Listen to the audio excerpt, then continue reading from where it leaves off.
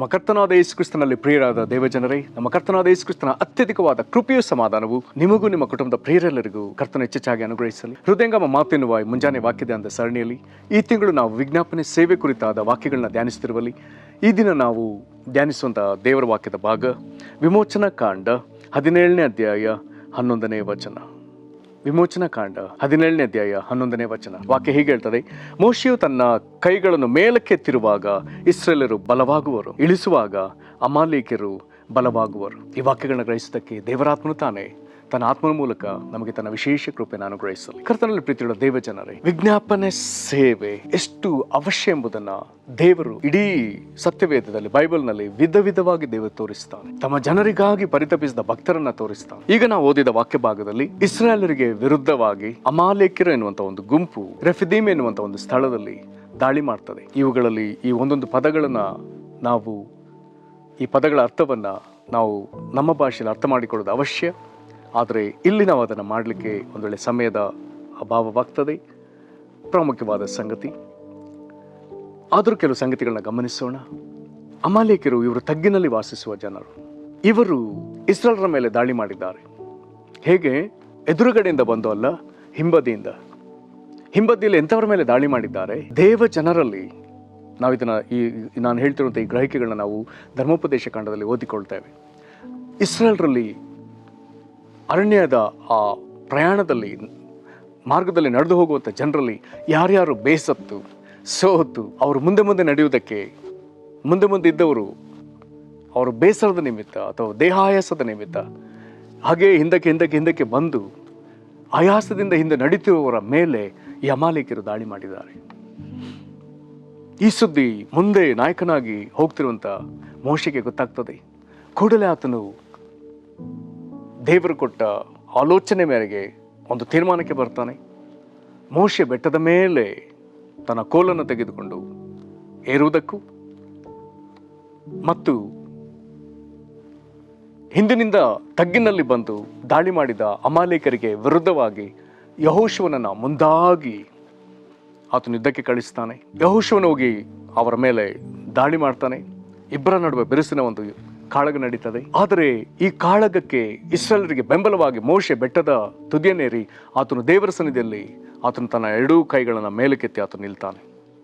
ಈತನ ಕೈಗಳು ಮೇಲಕ್ಕೆ ಎತ್ತಲ್ಪಟ್ಟಿರುವಾಗ ಇಸ್ರಾಯೇಲರಿಗೆ ಅದೆಷ್ಟೋ ದೊಡ್ಡ ಬಲ. ಆದರೆ ಕೈಗಳು ಜೋತು ಬಿದ್ದು ಕೆಳಗೆ ಹಾಕುವಾಗ ಕೂಡಲೇ ಶತ್ರುಪಾಳ್ಯದವರಿಗೆ ಬಲ.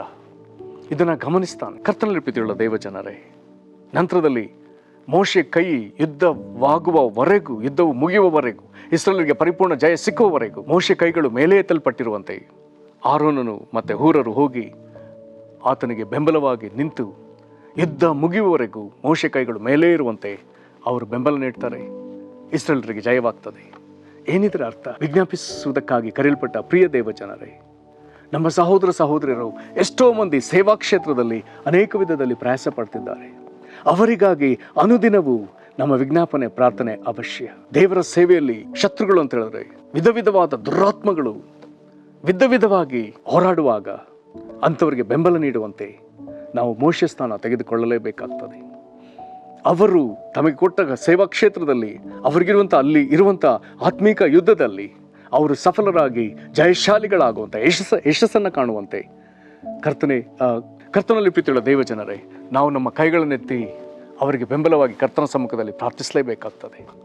ಅವರು ಯಶಸ್ಸನ್ನು ಕಾಣುವವರೆಗೂ ನಮಗೆ ಯಶಸ್ಸು ಆಗಲೇನುವುದಕ್ಕಾಗಿ ಕರ್ತನಾದ ಯೇಸು ಕ್ರಿಸ್ತನು ಕಲ್ವಾರಿ ಶಿಲುಬೆಯಲ್ಲಿ ತನ್ನ ಕೈಗಳು ಮೇಲಕ್ಕೆತ್ತಲ್ಪಟ್ಟವನಾಗಿ ಆತನು ತೂಗ ಹಾಕಲ್ಪಟ್ಟಿದ್ದಾನೆ. ಆ ದಿನ ಆತನ ಕೈಗಳನ್ನು ಹಿಡಿಯುವುದಕ್ಕೆ ಯಾವ ಮನುಷ್ಯರ ಬೆಂಬಲ ಇರಲಿಲ್ಲ. ಆದರೆ ಆತನ ಕೈಗಳಿಗೆ ಮೊಳೆಗಳು ಜಡೆಯಲ್ಪಟ್ಟದ್ರಿಂದ ಆತನ ಕೈಗಳು ಎತ್ತಲ್ಪಟ್ಟಿತ್ತು. ಯಾವ ಕಾರಣಕ್ಕೆ? ನಮ್ಮ ವಿರುದ್ಧವಾಗಿ ಹೋರಾಡುವ ಶತ್ರು ಪರಿಪೂರ್ಣವಾಗಿ ಸೋತು ದೇವಜನರಿಗೆ ಜಯ ಸಿಕ್ಕಲೆಂದೇ. ಪ್ರೇರೆ, ಹಾಗಾದರೆ ಕ್ರಿಸ್ತನ ಸಭೆ ಹೀಗಿರುವಂಥ ಹೋರಾಟಗಳಿಗಾಗಿ ನಮಗೆ ಸಿಕ್ಕಬೇಕಾದ ಜಯ ಸಿಕ್ಕಲೆನ್ನುವುದಕ್ಕಾಗಿ ವಿಶೇಷವಾಗಿ ವಿಜ್ಞಾಪನ ಸೇವೆಗೆ ಕರೆಯಲ್ಪಟ್ಟ ಜನರು ನೀನು ಮತ್ತು ನಾನು, ಅಂಥವರ ಜಯಕ್ಕಾಗಿ ನಾವು ಮೋಶೆಯಂತೆ ನಿಲ್ಲಲೇಬೇಕಾಗ್ತದೆ. ಈ ಕಾರ್ಯಕ್ಕಾಗಿ ನಮ್ಮನ್ನು ಒಪ್ಪಿಸಿಕೊಡಲೇಬೇಕಾಗ್ತದೆ. ಅವ್ರು ಹೇಗಾದರೂ ಹೋಗಲಿ, ನಮ್ಮ ಪಾಟಿಗೆ ನಾವು ಇರ್ತೇನೆ.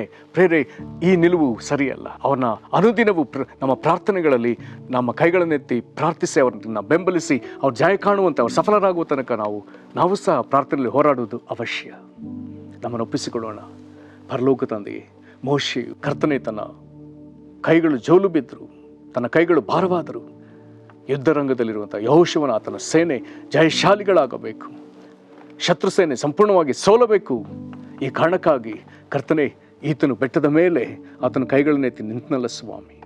ಕರ್ತನೆ, ಈ ಕಾರ್ಯಕ್ಕೆ ಈ ಬೆಂಬಲವಾಗಿ ಆರೋನ ಹೂರನನ್ನು ನೀನು ಅನುಗ್ರಹಿಸಿದೇ ಹೊರತು ಅವರಿಗೆ ನೀನು ಕೈ ಎತ್ತಲಿಕ್ಕೆ ಹೇಳಿಲ್ಲ ಕರ್ತನೆ. ಇಂಥ ಪ್ರಾರ್ಥನೆ ಸೇವೆಯಲ್ಲಿ ಯಾರ್ಯಾರನ್ನು ಕರೆದಿದೆಯೋ ಹಾಗಾದರೆ ಇವರ ಕೈಗಳು ಪ್ರಾರ್ಥನೆಯಲ್ಲಿ ಎತ್ತಲ್ಪಡಲಿ. ಒಂದು ವೇಳೆ ಇವರು ಆಯಾಸಗೊಂಡರೆ ಅವ್ರಿಗೆ ನಿನ್ನ ಬೆಂಬಲ ದೊರಕಲಿ ಸ್ವಾಮಿ. ಆದರೆ ಇವರಾಗಿಯೇ ಮಾಡಬೇಕಾದ ಸೇವೆಯನ್ನು ಮಾಡುವುದಕ್ಕೆ ಇವರನ್ನು ಪರಿಪೂರ್ಣವಾಗಿ ಬಲಪಡಿಸು ಕರ್ತನೆ. ಯುದ್ಧ ರಂಗದಲ್ಲಿರುವಂಥ ದೇವ ಜನರು ಪರಿಪೂರ್ಣವಾಗಿ ಜಯಶಾಲಿಗಳಾಗುವಂತೆ, ದುರಾತ್ಮಗಳ ಮೇಲೆ, ಅಂಧಕಾರ ಶಕ್ತಿಗಳ ಮೇಲೆ ಪರಿಪೂರ್ಣ ಜಯ ಕಂಡುಕೊಳ್ಳಿಕ್ಕಾಗುತ್ತೆ, ಮಾಟಮಂತ್ರ ಶಕ್ತಿಗಳ ಮೇಲೆ ಪರಿಪೂರ್ಣ ಜಯ ಕಂಡುಕೊಳ್ಳಿಕ್ಕಾಗುವಂತೆ ಕರ್ತನೆ, ಯುದ್ಧ ಕ್ಷೇತ್ರದಲ್ಲಿ ಅವರು ಜಯಶಾಲಿಗಳಾಗಲಿ. ಪ್ರಾರ್ಥನಾ ವೀರರು ಅವರಿಗಾಗಿ ನಿಲ್ಲಲಿ ಸ್ವಾಮಿ. ಇಂಥ ದಯೆಯನ್ನು ಯಥೇಚ್ಛವಾಗಿ ಅನುಗ್ರಹಿಸು. ಇಂಥ ಪ್ರಾರ್ಥನಾ ವೀರರು ಕರ್ತನೆ ದಿನದಿಂದ ದಿನಕ್ಕೆ ಸಾವಿರ ಸಂಖ್ಯೆಯಲ್ಲಿ ಎದ್ದೇಳಲಿ ಸ್ವಾಮಿ. ಈ ಸೇವೆಯನ್ನು ಬಿಟ್ಟವರು ತಿರುಗಿ ಸೇವೆಗೆ ಹಿಂದಿರುಗಲಿ. ಈ ಸೇವೆಯನ್ನು ಅರಿಯದಿರುವವರು ಅರಿತುಕೊಂಡು ಈ ಸೇವೆಯಲ್ಲಿ ಕರ್ತನೆ ತಮ್ಮನ್ನು ತೊಡಗಿಸಿಕೊಳ್ಳಲಿ. ಪ್ರಾರ್ಥಿಸುವ ಕುಟುಂಬಗಳಾಗಿ ಎದ್ದೇಳಲೇ ಯೇಸು ಕ್ರಿಸ್ತನ ಹೆಸರಿನಲ್ಲಿ. ವ್ಯರ್ಥತೆಗೂ ನಿದ್ರೆಗೂ ಜಾರಿದವರು ಕರ್ತನೆ ನಿನ್ನ ಆತ್ಮನ ಮೂಲಕ ಎಚ್ಚರಿಸಲ್ಪಡಲಿ, ಪ್ರಾರ್ಥಿಸಲಿ, ಜಯಶಾಲಿಗಳಾಗಲಿ, ಕ್ರಿಸ್ತನ ಸಭೆ ಜಯಿಸಲಿ. ಹಾಗೆ ನೀನು ಮಾಡುವುದಕ್ಕಾಗಿ ಸ್ತೋತ್ರ. ಯೇಸು ಕ್ರಿಸ್ತನ ಹೆಸರಿನಲ್ಲಿ ಬೇಡಿದ್ದೇವೆ ನಮ್ಮ ತಂದೆಗೆ, ಆಮೇನ್. ಕರ್ತನ ನಿಮ್ಮನ್ನು ಆಶೀರ್ವದಿಸಲಿ.